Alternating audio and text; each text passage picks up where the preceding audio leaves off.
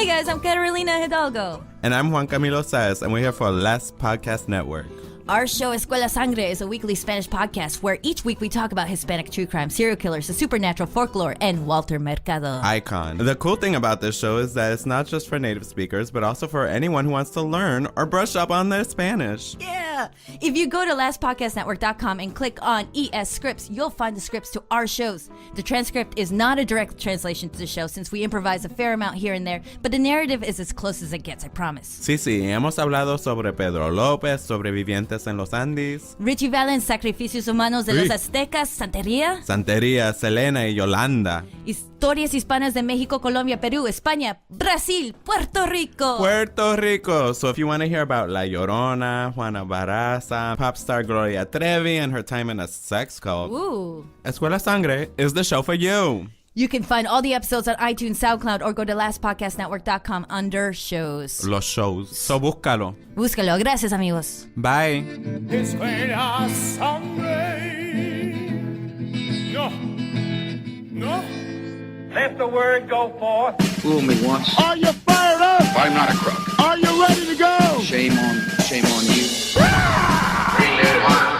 It's Abe Lincoln's Top Hat, hosted by Ben Kissel. Fool me, we can't get fooled again. Hey, what's up, everyone? How you doing? This is Ben Kissel with you. You might also hear Travis Morningstar. Yes, I'm on a new anxiety medication called, it's colloquially known as the stage fright drug, so I might fuck around and do some observational comedy for you. Oh my God. Well, please get off the medication. All right, everyone. Well, thank you so much for joining today. We have a bunch of stuff to get to. The first thing I want to say is recommend a documentary series. This is called Flint Town. It is really a powerful documentary series. It focuses on law enforcement in Flint, Michigan, and it shows sort of both sides of what law enforcement deals with. So you'll be watching the documentary and you'll say, I sympathize with some of the struggles. You know, there's only 98 officers for the entire town of Flint. Extremely difficult to navigate. Crime is rampant, and it is a dangerous job. So you do sympathize with the officers when it comes to them putting themselves in harm's way. And I understand it's extremely brutal. It's brutal hours. It's a horrible job in many ways. You don't even get that much cash for it. So I have empathy and sympathy for the officers when it comes to them putting their lives on the line. But then you also kind of see the flip side of that after a new sheriff comes to town. I'm not going to ruin this because apparently on Side Stories, we talked about Lorena, the Lorena documentary, and some people said, you spoiled it. And I'm like, it's a 26-year-old story. The Lorena Bobbitt story. It literally is 26 years old. I don't know. Like we didn't spoil it. Everyone knows this story. It's old enough. It's 5 years. It has been drinking for 5 years. It is 26 years old. Anyway, I don't want to ruin it. But at one point, there's a sheriff that takes over, a new sheriff in town, although he's actually part of the old guard. And Flint, again, becomes much more aggressive. Sort of broken windows, what Giuliani did here in New York City. So then you start seeing a lot of unwarranted traffic stops. Basically, throw the book at him. Whatever. And if you ever read the book 2 Felonies a Day, or if you've ever just looked at the statutes in this country, everything is illegal. I jaywalked at least 3 times today. God knows what else I've done illegal today. Puffin is probably illegal. Puffin is illegal. Puffin is illegal in some way. In some way, I'm sure. Although Puffin, no, Ben, I am not illegal. I have never done anything wrong. I'm the cutest little dog. Well, why did you have to flee South Korea? Well, I did run a small gang. Yes, I ran a small gang in South Korea, but that's not why they sent me to where they sent me to murder me. Yeah, I didn't do nothing wrong, Ben. Look at these hands. I can't even hold a knife. Good point, Puffin. You just won cross-examination. I know you never did anything wrong. You're the best dog in the world. I'm truly freaked out right now. I know. That's my relationship with my dog. The most, well, that's not the most significant relationship I have, but it's a really significant relationship. So they get a new guard in there, an old guard actually, a new sheriff. And he's been around for a while. And then they start stopping people for not wearing seatbelts, not having their blinkers on, whatever. And they're looking for drugs and they're looking for guns, and oftentimes they find nothing. They show the clips that they do show of not finding anything when they don't find anything. In those clips are like, okay, you're free to go. I wonder what would happen if the cameras weren't there. But then you also see this footage of them watching the day after the Philando Castile shooting. I believe it was Geronimo Yanez, I think was the name of the guy, the officer that shot him. They're watching that footage, and their reaction When seeing that footage, of course, Philando is bleeding out. His child is screaming in the backseat. His girlfriend is like, this is crazy. Please don't die. She's in tears. Everyone that watched that was like, something wrong happened. I think the officer overreacted. The man does have a conceal and carry license. The officer asked him to get his ID. It seemed like that's what he was doing. The officer was like acting as if he was on crystal methamphetamine at an I.C.E. concert. He just kept on yelling the F word over and over again. He was playing Far Cry in the moment. He really was. He was super into it. And so I'm watching that footage. I'm like, okay, there's no way that these officers can say that this is a justified shooting. But given their experience, they say the first thing they asked was, why was she filming? And it's like she was filming because she didn't want to get shot. That's why she was filming. And the second thing is when the news report came out, they're like, he did have a conceal and carry license. However, they found some marijuana in the car. All of the cops' faces were like, yeah, well, you see? And it's like marijuana possession is not a death penalty case. So no matter what. So it is a really interesting documentary, and I highly recommend you check it out. It's called Flint Town. And the mayor and the Governor Schneider there, they should have all been arrested. They poisoned an entire town. It reminds me, and people are dying because of it, and they're going to have lifelong injuries and lifelong medical conditions. They say it goes on for 3 generations, lead poisoning. So this is going to be a long process to try to cure these people. And it reminds me of what Shinrikyo did. Oh, yeah. I mean, it's just sarin gas. It's a little bit quicker, sure. But the outcome is the same. I think they should have all been prosecuted, and they should all go changing the water supply from Lake Huron to a violently polluted water supply. One day, a policy decision, one day, changes the lives. It creates a legacy of pain. It's horrible. It's horrible. So check out the documentary Flint Town. I highly recommend it, and you'll be screaming at the screen sometimes, but it just gives you some good insight as to what the job of a police officer is, and a little insight into how their minds work. And it is different than civilians' minds. So that is for sure. They are openly militant, specifically towards the end of that docuseries. And it's quite interesting. All right, so let's see here. Other things to get to. I'll talk very briefly about Roger Stone. So Roger Stone, I guess moron, is that the right, just an old, out of touch idiot. He goes to the judge. He gets a sweet little deal. She's like, all right, bro, you can go out and you can even talk to the news media. She's like, I'm giving you a small gag order. Obviously, with the 7-count indictment coming from Mueller.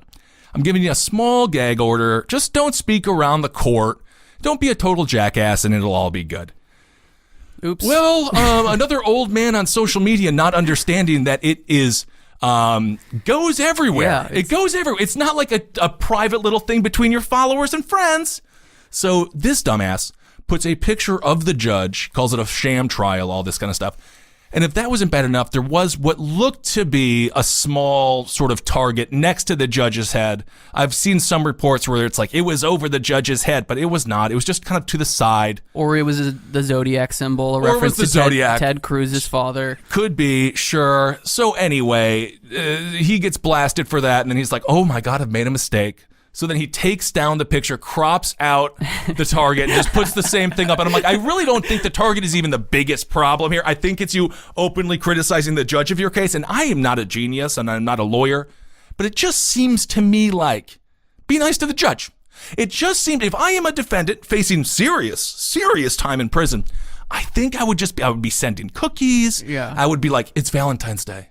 And who did I think of first? You, Judge. I love you so much. Here is a wonderful card. And it sings. It's singing flowers, proclaiming my love for you. He did not go that route. Instead, he went the public attention route, thinking that somehow that's going to make this so theatrical that the trial itself won't be real. But my friend, it is real. It's quite real. You are in a federal courtroom. So because of that, the judge said, all right. She was actually still nicer than I think a lot of judges would have Yes. been. She said, okay, bud, we'll let you go again.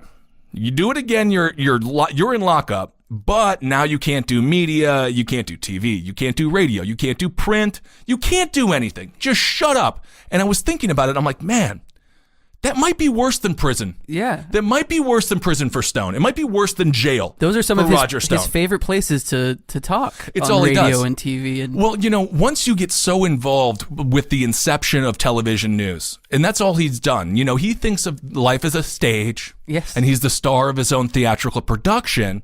And when you start doing that, you often forget that the walls and the bars are very real, and the justice system is extremely real, and they don't really care about your reality show that you have playing in your head. They're just going to see you as a person who is now in front of them that is looking at serious times. So that's all we'll say about Roger Stone. When it comes to Robert Mueller, I'll just touch on this briefly because, again, it's going to be Rudy Giuliani. And if we can't trust Rudy, who can we trust? I love when he played for Notre Dame and got that sack in that football game.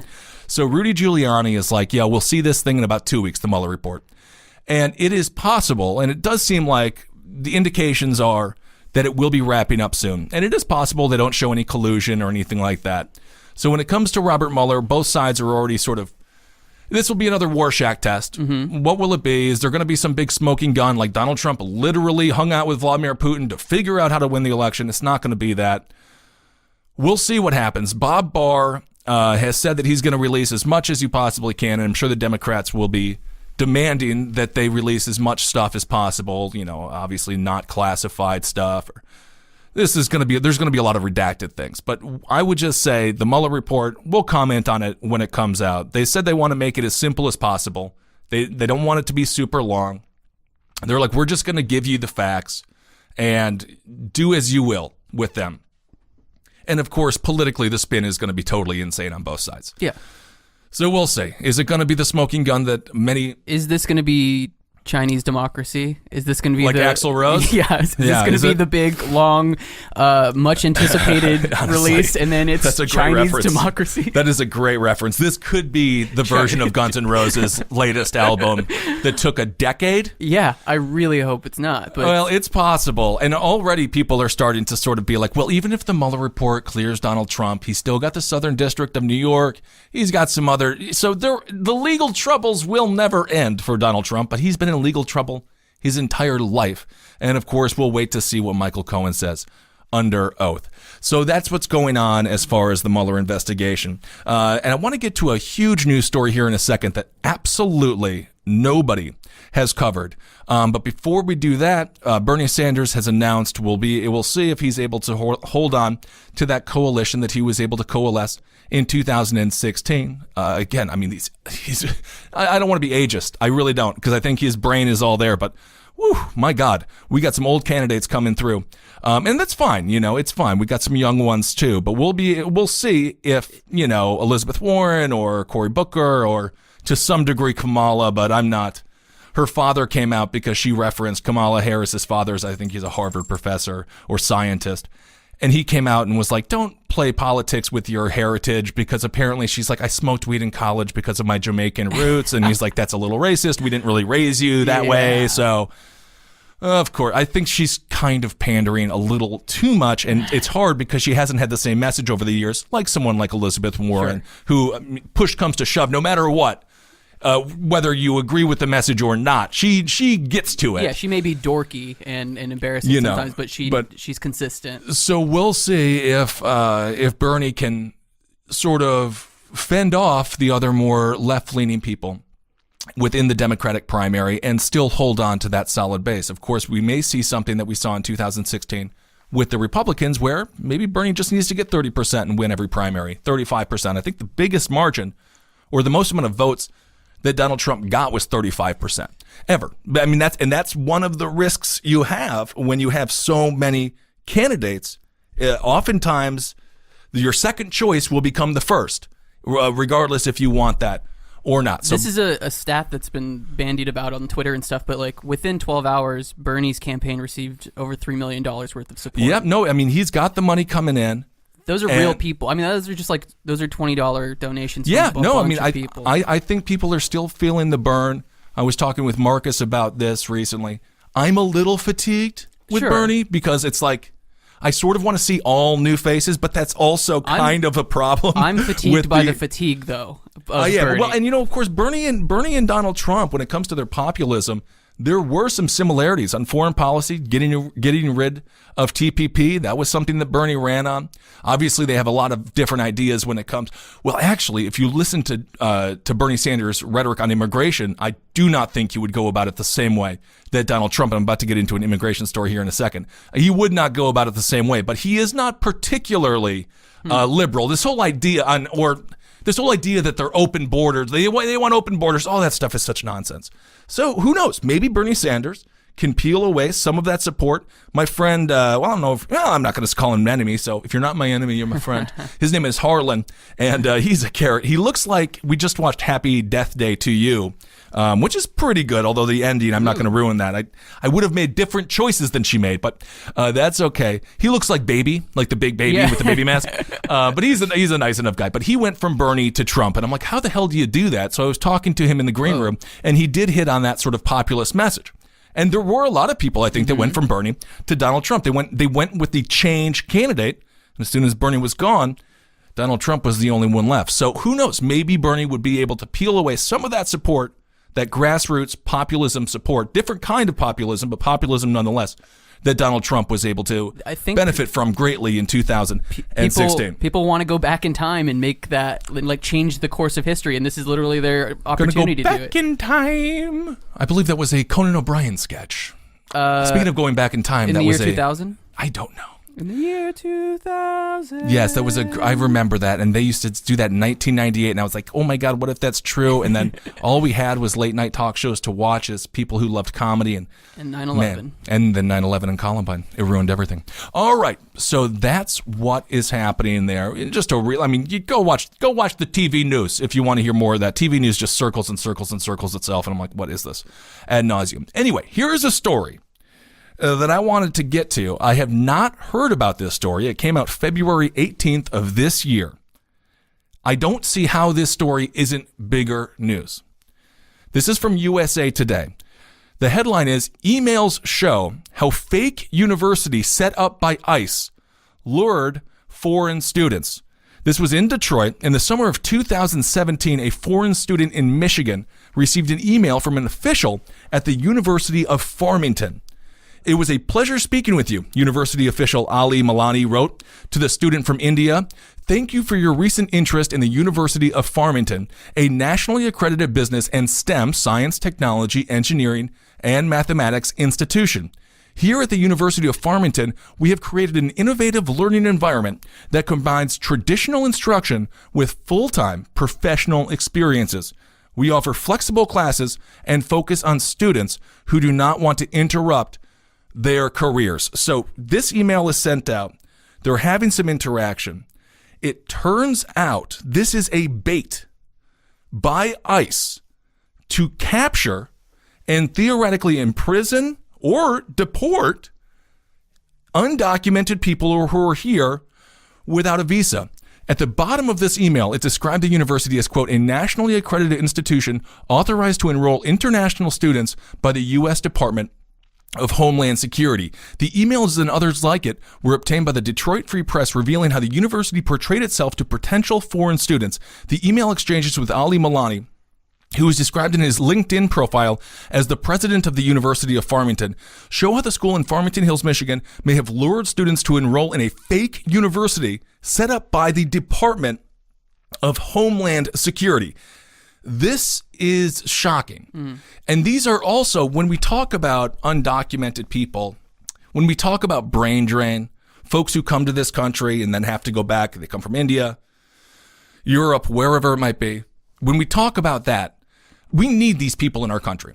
Yes. So now we have ICE fishing for people who are looking to get an education, looking to benefit our society, looking to do things by the books. So January 30th, feds set up a fake university in Michigan to nab undocumented immigrants. This is according, again, to the USA Today article. A federal indictment unsealed January 30th said that the university was produced by federal agents with an investigative division of U.S. Immigration and Customs Enforcement. Of course, that is commonly known as ICE, which is part of the Department of Homeland Security. Federal agents posed as university officials such as Ali Milani to trick students. Federal prosecutors allege that more than 600 students enrolled at the university knew it was improper, but the emails and attorneys tell a different story. So federal prosecutors are sitting there being like, they enrolled in this fake university. They knew it was fake. I can't believe they committed that crime. And it's like, you created the problem.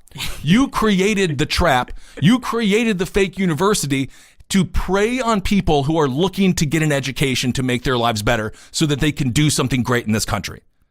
In addition to the emails, federal undercover agents took other steps to manipulate the foreign students. According to public records and attorneys, this is again the USA Today article, undercover investigators with Department of Homeland Security registered the University of Farmington with the state of Michigan as a university using a fake name.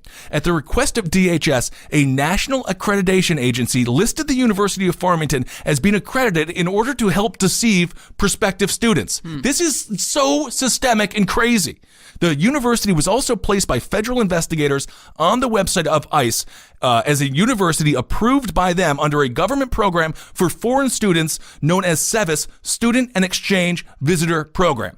So if you're a student or if you're a undocumented person in Michigan, you get this email and you're like, sweet, you do your due diligence, you do your background check, and you're like, I want to see if this is a real university. They set it up so deep, they honestly faked being accredited, and they went so far as to say that this is what was approved by ICE under the Student and Exchange Visitor Program. This is totally crazy. This is according to Amir Zar, an adjunct professor of law at the University of Detroit Mercy and a spokesman for one of the 146 students who were detained by ICE. He says, it seems quite clear the scheme was set up by the government not to go after legitimate offenders, but to create fear in our immigration system. He goes on to say, they're going after students who are trying to better their lives because America has the best education. This is who they're choosing to go after.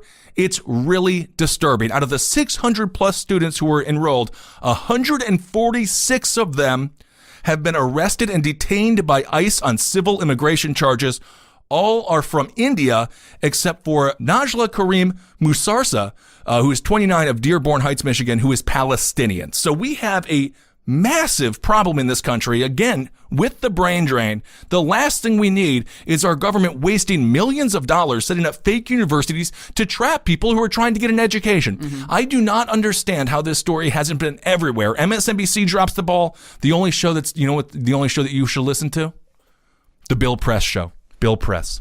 Bill Press. Bill Press. I have Sling and I watch my Bill Press programs. He always has the best people on. I'm also a 95-year-old woman. February 3rd, India urges U.S. to release foreign students detained by ICE in fake university sting. This is according to Czar. He says it really shows a contempt for immigrants. She's not a danger to society. She's not trying to defraud. To treat her and others as hardcore criminals is concerning. He goes on to say they want to create fear so non-white people, brown people, don't think of coming to America anymore. These are reports in Indian, American, and Indian media outlets such as the American Bazaar saying that some of the students were being held in poor condition and not getting vegetarian food in accordance with their religious and cultural beliefs. This story to me is just, when we think about ICE, of course we had the individual who was detained by ICE briefly when they stopped the Greyhound bus. This is what this looks like. So when the Democrats are like, I'm like, redirect ICE, minimize it, get them focused on criminals, because that's really MS-13. Everyone agrees. Why aren't you going after this MS-13 gang? That's the gang that everyone's talking about. Then go after them. I don't think that these guys and gals who are trying to enroll in a university are like, next step, time for my beat-in to the MS-13 gang. Go after gang members then. It is so ludicrous. They're trying to justify their own existence as an organization. Creating a crime so that they can keep themselves busy, so then they say, look at all we have to do. If you don't do that, the same thing with Flint Town. Oftentimes, they were creating the scenario, and I'm like, you just made what they were doing criminal. What they were doing was not indeed criminal. So on Thursday, 4 U.S. representatives, including U.S. Rep. Brenda Lawrence, that's a Democrat out of Southfield, released a letter they sent to the DHS and ICE expressing, quote, concerns surrounding the recent undercover operation conducted by U.S. Immigration and Customs Enforcement, Homeland Security investigations. The Indian government has also expressed concerns in a letter from its Ministry of External Affairs. So, that story, that should just send chills down everyone's spine when the government is just going about, of course, with Donald Trump, it's sort of ironic that there's a fake university or I guess apropos or something, but the fact that the federal government would do that, you have to remember. Not surprising. It's not surprising, but unfortunately, it's not that surprising. But this actually did surprise me a little bit. Honestly, that the extent that they went to get people, to entrap people, to try to find people who are undocumented, it is just absolutely un-American and horrible and a total violation of just human rights. We have got to figure out a path to citizenship. We have got to, I was talking on HLN. That's headline news. They only do the headlines. They don't read any of the story. I thought it was Home Life Network. No. Okay. Interesting, though. Oh, that'll be a good network, too. And I was talking with some Republican guy about immigration. This is really where I just disagree with the Republican Party. And he's talking about the right way to do it. You got to come in the right way. And every time a door is open, they slam it shut. And every time a window is open, they nail it shut. There needs to be a path. This path it does not exist. It's full of quicksand. It's nothing but potholes. There is nothing there. There is no path. It takes forever, and it's just totally clunky. I'm not even against a merit-based approach. I really am not. That's more of a Trump administration thing. Other than that, it was the lottery. I think merit-based approach is fine. And these people would have passed the merit test. They want an education. Wanted an education. That's all they wanted. Anyway, all right. Instead, they got nothing but trouble. Nothing but trouble. Good point, Travis. Good point. Life insurance is one of those topics that everyone knows a little bit about. But do you understand it well enough to feel comfortable buying it? Policygenius is the easy way to get life insurance. In minutes, you can compare quotes from the top insurers to find the coverage you need at a price you can afford. From there, just apply online, and the advisors at Policygenius will handle all the red tape. They'll even negotiate your rate with the insurance company. No extra fees, no commission sales agents, just helpful advice and personalized service. And Policygenius doesn't just make life insurance easy. Whether you're shopping for disability insurance to protect your income, homeowners insurance, or auto insurance, they can help you get covered fast. So no matter how much or how little you know about life insurance, you can find the right policy in minutes at Policygenius.com. Policygenius, the easy way to compare and buy life insurance. All right, well, let's move on a little bit, but follow up on that story, and I'm going to see what happens with it. And again, I just don't understand why I haven't heard anyone talking about that. Maybe Bill Press did. I don't know. I haven't watched every show of his. Just marry Bill Press already. I love him. Okay, another story kind of under the radar here. Donald Trump to sign executive order launching artificial intelligence initiative. President Trump is expected to sign an executive order this past Monday. The American Artificial Intelligence Initiative, a senior administration official told reporters, the initiative outlines bold, decisive actions to ensure that AI continues to be fueled by American ingenuity, reflects American values, and is applied for the benefit of the American people. Aimed at bolstering American leadership in AI, the initiative features a multi-pronged approach that is categorized into 5 pillars: research and development, AI infrastructure, AI governance, workforce, and international engagement. When asked about the benefit of AI to the American public, the official emphasized how artificial intelligence is something that touches every aspect of our lives, pointing to medical care, food production, and energy resources. Of course, this is really the most recent. This is the future fight. This is the future Cold War, is the battle for artificial intelligence. The Chinese are crushing it. For worse. I would say for better or for worse, but I'm going to say straight up for worse. They're living in a surveillance state, even worse than we do here in New York City, and I just go around and I count the cameras. That's what I do. I'm like an old man. I'm like, there's a camera. There's a camera. I'm like the dog in Up, but instead of squirrels, I'm looking at cameras. So this is the United States government coming in and saying we can't lose this war to China. They're starting to fund AI development much more, which is going to be huge, and I'm sure they're working with the private sector to make that happen. If you ever watch those Boston Dynamics videos, they are horrifying. They're starting to open doors. They're starting, as soon, and then of course, you got the uncanny valley of when they put the face. It tends to be a very attractive woman. That's what they're going for. Like everyone looks like Megyn Kelly or something, which I don't know why they chose that. I guess I do, but they're like, oh, this is a really sweet woman. And it's like, no, peel back the skin. It's like they live, but it's going to happen in real life. Yeah.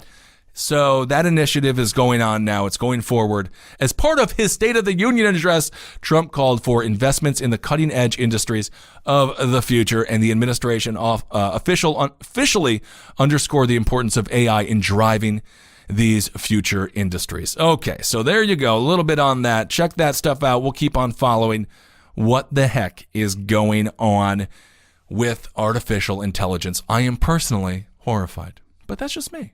Maybe, there's also a lot of good things. No, it's bad. I wouldn't mind an AI doctor, I guess, if the robot really figured it all out and was able to look at my guts and be able to I know how to sew it up. And I'd say, thank you, doctor. And maybe I could change its voice to be like, I want an Australian doctor. And it'd be like, hit Australia on his little beep bop boop bop machine. And it'd be like, and then he's like, crikey. Yeah, that's pretty good Australian accent, right? He's going to gut you and pull out your intestine. Well, I didn't ask him to act like an Australian. I asked him to speak like one. I'm just joking. I can't wait to be in Australia very, very soon. All right, so that's a little story also under the radar. And another tale that I wanted to talk to you guys about is a disturbing new bill. This came out, I think it was this past Tuesday. This is from Gizmodo, gizmodo.com. Isn't that exciting? Gizmodo. Sort of sounds like Gizmo, of course, the very, very cute little fluffer ball. Disturbing bill. This is the headline. Disturbing bill would force Arizonians, I like that, to pay $250 to have their DNA added to a database. So this is demonic. In case low salary, this is according to the article here. In case low salaries and thankless work weren't enough to keep you from seeking a public service job in Arizona, a new bill seeks to force applicants to hand over a sample of their DNA. And not just that unbelievable constitutional violation, they are also forcing the applicant to pay $250 in a processing fee. This is crazy. The proposed legislation would apply to anyone in Arizona who is required to be fingerprinted for a job. Bill 1475 was introduced by Republican State Senator David Livingston. According to the Arizona Republic, it has sparked a modest outcry from local individuals and organizations. If passed, the bill would require teachers, police officers, child daycare workers, and many others to submit their DNA samples along with fingerprints to be stored in a database maintained by the Department of Public Safety. Well, the database would be prohibited from storing criminal or medical records along with the DNA samples. It would require the samples be accompanied by the person's name, social security number, date of birth, and last known address. If you want a job, now they want your DNA. In Arizona, at least, if this bill passes, that should send a chilling effect on everyone's spine. That's crazy. Why are we punishing people who are looking for gainful employment? Why are we constantly deterring people from getting into childcare work and education? It makes no sense. I would never, when I got arrested here because I helped that fellow through a turnstile about 9 years ago, I didn't realize I had a $25 open warrant. I'm a regular old Roger Stone over here. So I had, 25 hours or so in the tombs in New York City. Fascinating experience. But I got the retina scan. It's not, so when I'm sitting there getting my retina scanned, it's not exactly like I can be like, well, Fourth Amendment, please. This is an illegal search and seizure of my eyeballs. Because then they would just be like, okay, well then we can have this take a month and a half. How does that sound? And you just hang out in Rikers? No, you want to get the process done. So search and seizure, for those that, this is the Fourth Amendment. It's a procedure used in many civil law and common law legal systems by which police or other authorities and their agents who are suspecting that a crime has been committed commence a search of a person's property and confiscate any relevant evidence found in connection to a crime. Now, if you're telling me that this isn't a search of my property, my DNA inside of this big old body, that's my property. That's a lot of DNA. That's a lot of DNA, and that's a lot of my property. So I didn't even, there's no crime. The crime is I want to be a teacher in Arizona. And this prick, this guy, he should be blasted. This dude's not literally with a gun or something, but social media needs to blast this dude. He should get blasted with DNA. Blasted with DNA, a DNA gun. Taste of his own medicine. David Livingston, this total and utter schmuck, Bill 1475. David Livingston, people want to apply for jobs, and now they have to give up their DNA and not just have their civil liberties ripped from them, they also have to pay for it. Just to say F you, the official screw you from the state of Arizona. Gizmodo reached out to Livingston's office to ask why he proposed this legislation and if any private companies, interesting, stand to profit from him. They did not receive an immediate response. Believe it or not, the people that want to strip us of all of our civil liberties, they're a little quiet. They're a little hush.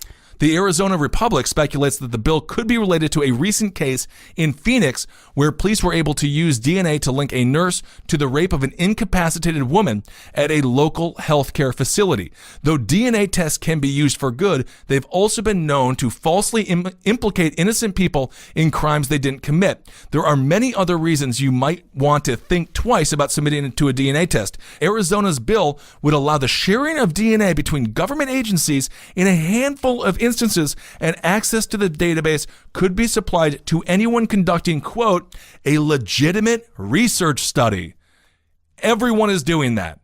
So this is just going to go to the highest bidder. Literally, your DNA is going to go to the highest bidder, Apple, Amazon, whoever the hell it might be.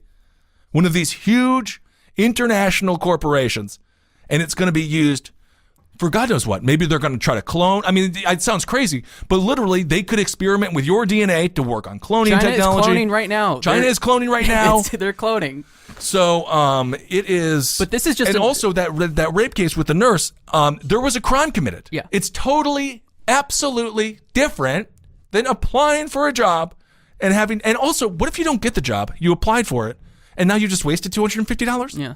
I mean, it is so ludicrous. But this is just another instance of this trend of invading people's privacy for the sake of security overall. Like in 2017 in River Falls, Wisconsin, there was a tech company, and they are still doing this. They implanted microchips in all the employees' hands, and didn't say it's explicitly required, but they created a culture of conformity and made it so that everyone has microchip parties after work. Yes, that was a great story. Let me do the old Google machine here. Let me do Wisconsin microchip hand. I think it should work. Wisconsin workers embedded with microchips. Yeah. This is in River Falls, as Travis said, and we've covered this story before. This is a local firm here.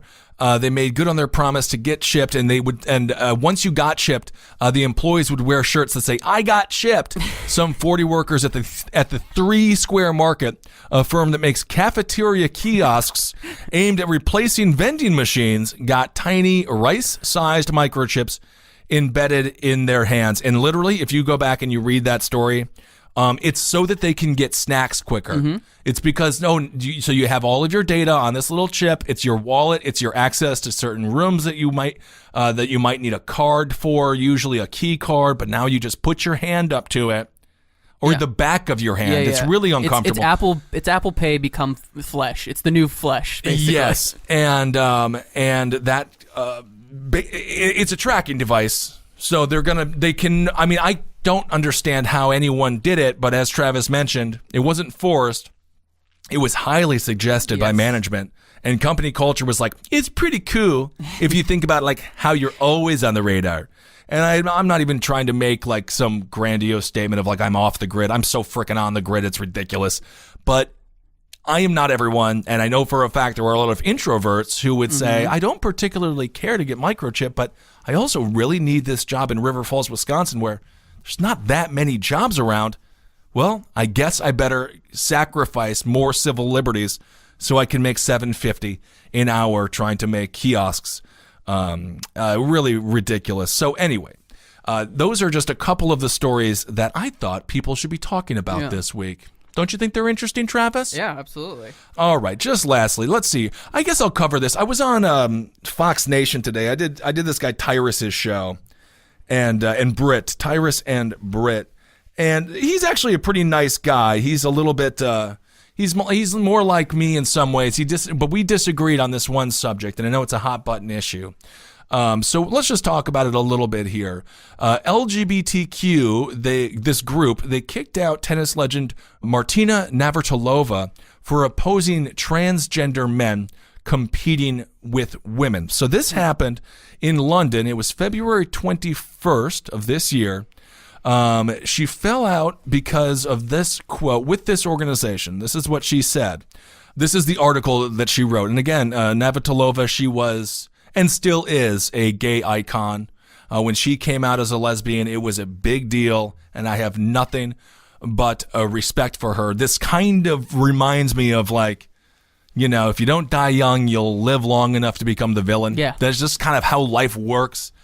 This is her article. It's titled, "The Rules on Trans Athletes Reward Cheats and Punish the Innocent." Okay.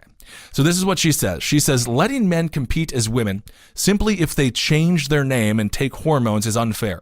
No matter how those athletes may throw their weight around, this came in response to the condemnations from transgender activists. She goes on to write, you can't just proclaim yourself a female and be able to compete against women. There must be some standards, and having a penis and competing as a woman would not fit that standard. So my thoughts, Tyrus's were like, she's 100% right. And I understand, some of this viewpoint. But my point is, if you're taking the hormones, and I don't think that really people, unless after puberty, you got to be really careful with that kind of stuff. You don't want to be messing with your body pre-puberty. You're taking the hormones. Your hormone levels are the same as the gender that you identify as. I don't see anything wrong with it. And I understand, this is a new world. Times have changed. And for her, maybe she's like, what the hell? But I just say, get out there and compete. Try to win. It doesn't matter if someone's transgender or not. Just do your best to compete. And the best person will win no matter what. Yeah, why are you so scared? I mean, take the challenge. Take the challenge, get it done. I mean, I equated it on the show to Oscar Pistorius. Mm-hmm. Of course, he's that dude. I believe South Africa? Yeah. He shot his girlfriend because he thought that she was an intruder, and like every intruder, they go to the bathroom before they rob and murder you. I mean, granted, it's the nerves. It's the nerves. You get yucky tummy when you're breaking into a house. Yeah, I mean, naturally, I get it. But of course, I mean, it is a very dangerous area. But that was a horrible defense, and I think he's continually in legal trouble because of it. But when you look at him running in the Olympics, this dude's got 2 cyborg legs. Yep. They are better than human legs. You can't break them. There's no Zion happening. There's no shoe breaking. Yeah. That's a whole nother story, by the way. Zion, Nike really messed up on that. But but everyone's like, oh, what a hero, what a brave. I'm like, he's half robot. Yeah. The guy is like the Terminator, the evil Terminator, like liquid metal from Terminator 2. And everyone's like, this is amazing. This is a development. So quite frankly, the future is just going to be more gender fluid. And people with bionic arms are going to start, I think the future, playing football. The future is BattleBots. That's the future of sports. I love BattleBots. We've been there. We need to return to BattleBots. Yes. So that really is just where the culture is going. And I understand some of the hesitation, but we also have to remember there are so few. The number of transgender athletes, it's so few. Yeah, definitely. And this is also on the heels of Donald Trump's horrible transgender ban in the military. Yeah. Just this idea that, so if you're transgender, you're like, what am I supposed to do? Donald Trump says, the administration says, I'm too weak to go to war because I used to be a woman, now a man, or vice versa. And people like Maria Navratilova say, I'm too strong. Yeah. So what am I supposed to do? Yeah. So we just need to chill out, let people live. That's what I say.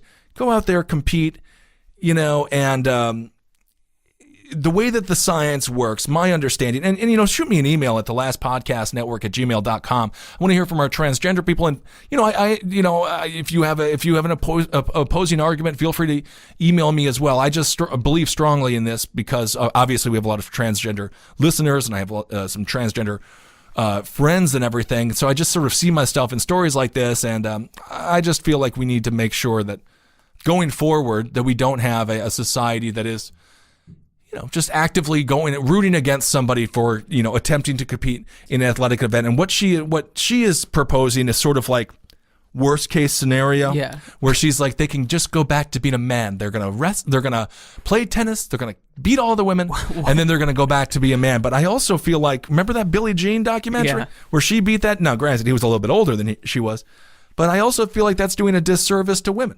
If you take anyone against Serena or Venus, and I'm like, they'll just beat everyone. Oh yeah, I'm not worried about, I don't think that they're concerned about going against a transgender athlete. So. But anyway, no reason to crucify this woman or anything, but I just disagree with her on that point. And of course, then there was some controversy because she got kicked out of this group or is no longer an ambassador, but it's kind of like you were the ambassador for an LGBT group. And then so you can't really go against 1/4 or 1/5 if you had the Q, so I understand. And who is this shape-shifting villain of a tennis player that's coming in to dominate a woman and then go back to being a man? See, I don't know. But it's just different times, and I understand. As soon as robots start competing with people, I will be anti-robot, and then I will be seen as a robotist. I don't know what kind of bigotry term will be applied to people who don't like robots. You are a robot bigot. I am a robot bigot. Yeah, I actually am, and maybe I'll change my view. Maybe I'll have a change of heart or something. Yeah. Anyway, I just wanted to give that comment because I know specifically on the right they're going to be like, look at this craziness. And chill out. My message to the world: chill out. Unless, of course, you're getting your rights stripped away from ICE when they set up fake universities, and of course, when you have to give your DNA without your desire, and you have to pay for it yourself. And the war against AI continues. Although there's some positive things with that. I'm not. AI can be used for good. Everything can be used for good, but let's go back to cowboy times. We all love Red Dead Redemption. I love it. I'm playing because Marcus recommended Far Cry 4. That's what I'm playing. I just bought Far Cry 5 last night. Apparently, it's a great game. I'm loving it. I'm loving it. All right, everyone. Well, thank you so much for listening. I appreciate you very, very much. Yeah, you can find me on Instagram at Ben Kissel1, Twitter at Ben Kissel, which I go on every now and again. But I like Instagram a little bit more because I like to see your art, and you guys are all amazing. So thank you all so much for listening. I will talk to you soon. Hail yourselves! This show is made possible by listeners like you. Thanks to our ad sponsors, you can support our shows by supporting them. For more shows like the one you just listened to, go to lastpodcastnetwork.com.